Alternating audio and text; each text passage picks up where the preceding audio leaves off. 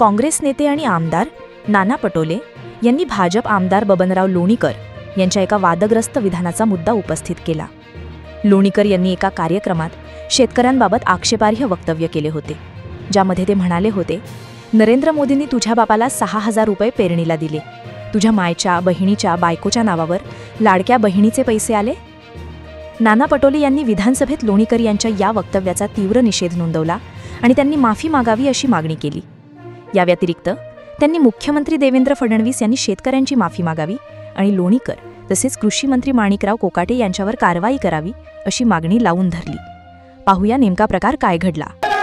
अध्यक्ष दोषी आहेत अशा पद्धतीने अध्यक्षांवर धावून जाणं हे या सभागृहात आम्ही पहिल्यांदा पाहतोय। लोक वर गेले नाही तसं नाहीये, पण ही पद्धत कुठली आहे की अध्यक्षांच्या अंगावर धावून जायचं? ही पद्धत योग्य नाही, अतिशय अयोग्य पद्धत आहे।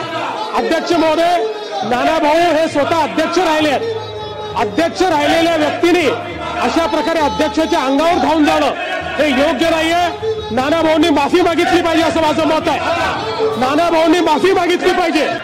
सभागृहाचं कामकाज नियमित चालण्यासाठी मी विधानसभेचा अध्यक्ष म्हणून माझ्या करीत नानाभाऊ पटोले यांना दिवसभरासाठी सस्पेंड करत आहे।